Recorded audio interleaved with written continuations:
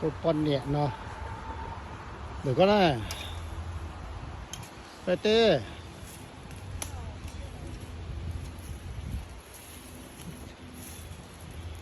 tôi lon chùa này lon chùa cho mình nó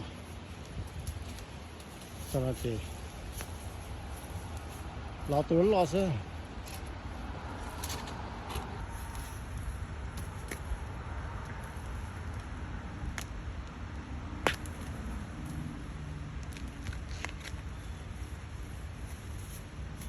có to lên hút cho này và ló tôi lâm thì nó sẽ có này để to lên hút mà ló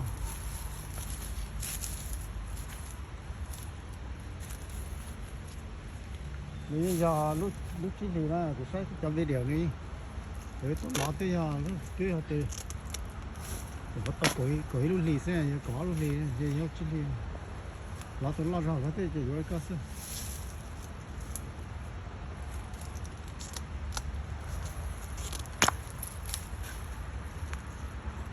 打多少知道断到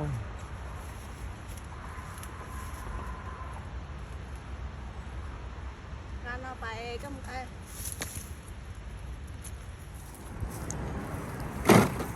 ตัวจ่อnó chả phải thả xuống này là thả lại là lò chẳng cho xuống rồi ta tao mà mò rồi rong lò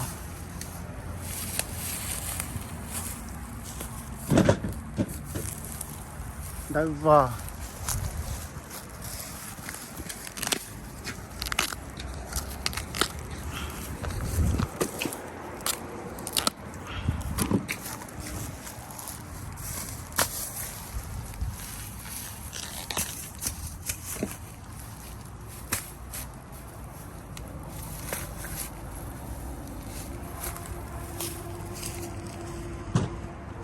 lạt tạt cho nó sẽ to hơn nữa.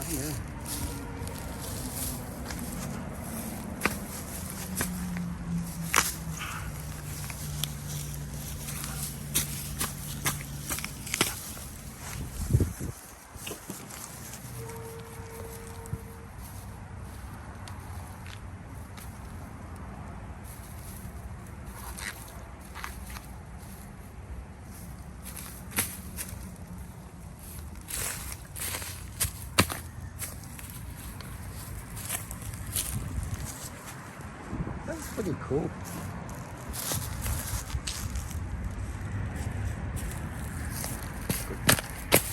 Con dầu đi cao sức kìa.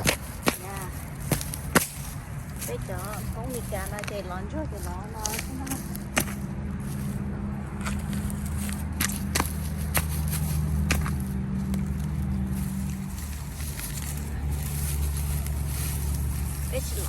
bây giờ lon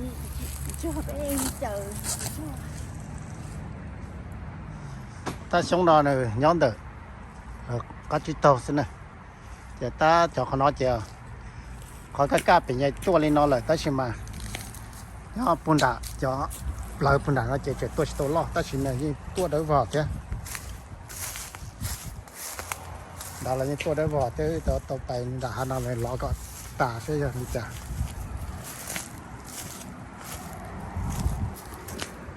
chưa hả mua lúa spray nhân được để lúa phai đấy mua lúa spray nhân để lúa phai đấy cái gì spray sao nhà ta sẽ có chủ vấn đề bằng cái là mua cho lo cho mẹ cái tủ lông này mà ta tỏi rong ló này ta tỏi đấy vào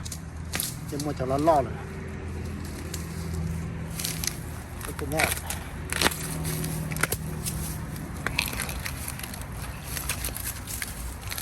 để có mà phá của nó cái chữ phá của để mà nó để start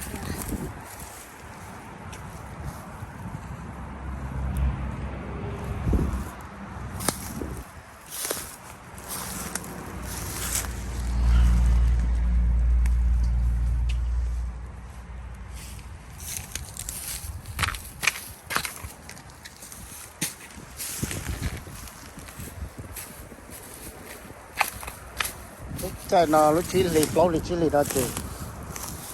cái chả mong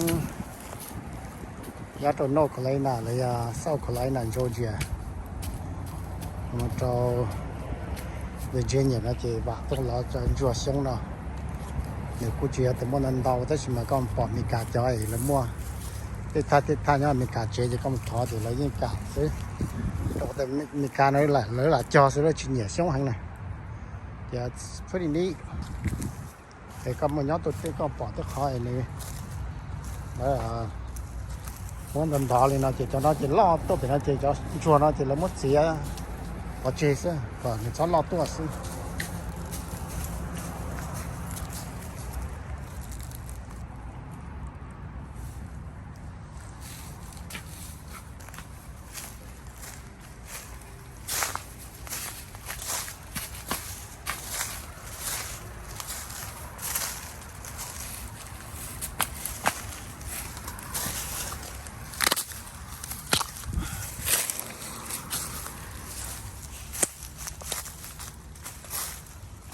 giờ xong nào mua rửa cái này thế cho nó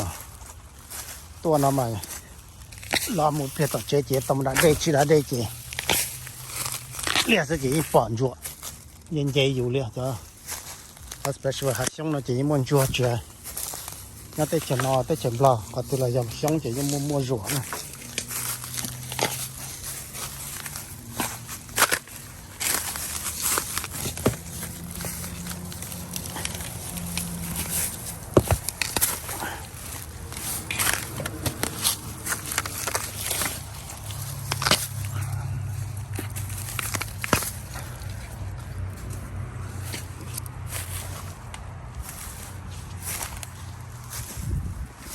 chia chị nhớ bún đá tên nó để chúng tôi mua cho ta nhớ kiên đã hấp lấy nó cho tôi tôi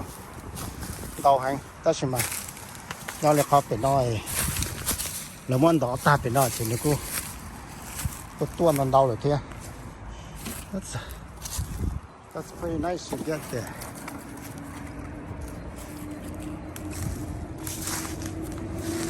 cho tôi nó lọp tận đó con này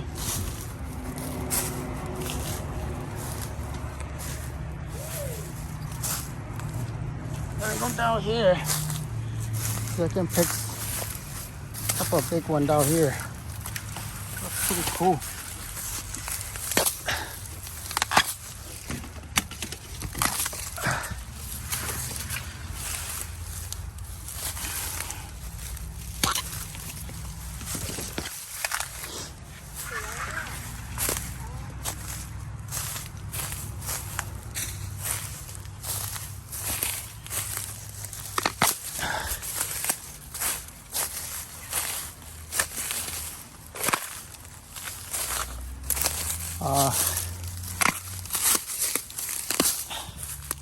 Ta lúc bây giờ chỉ muốn to hay là cái nhà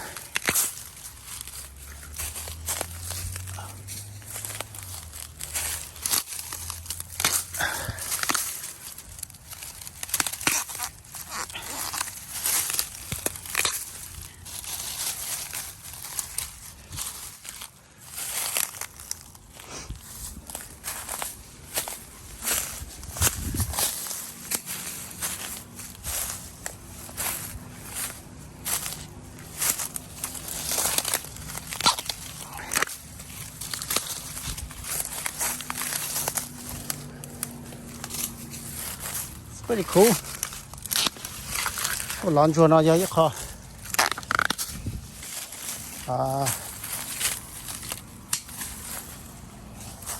Mua xe cờ thế này.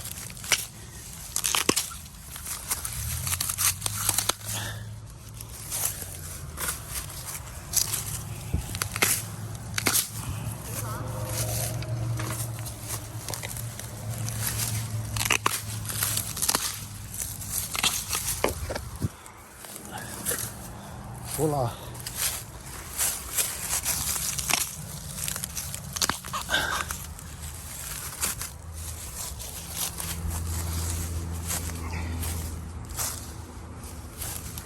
xá ló con chay rủa đi mua rủa nữa để chỉ chở mua là mình sẽ phải chế cái đã đây sẽ là yêu trả spray ní cá tiền sau lúc phải để chị ruộng đầu hành nữa bye bye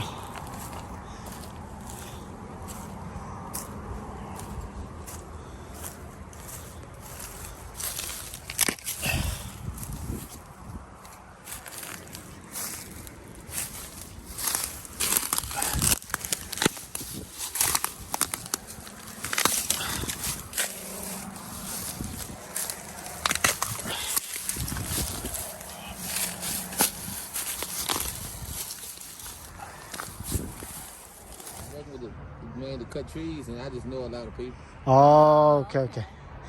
nice to meet you again that's a lot of sprout coming up Yeah, I see them, man. So that'd be enough for y'all. Yeah, it's enough. It's like plenty. Yeah, so you know where it's at. well come back when the small one grow up Yeah, I see them. because I see that you guys don't like it here you got more cutting down so What y'all do? tổ tổ sập bỏ đó vào thì đây muốn lọ tà này thì chỉ chúa cho mình nó thì cái thì no Friday tận đây nó cũng được tôi lọ thay nó donation đôi xe à lọ tà nó dễ bay rồi thì 我操，那现在来山呢，有狼蛛。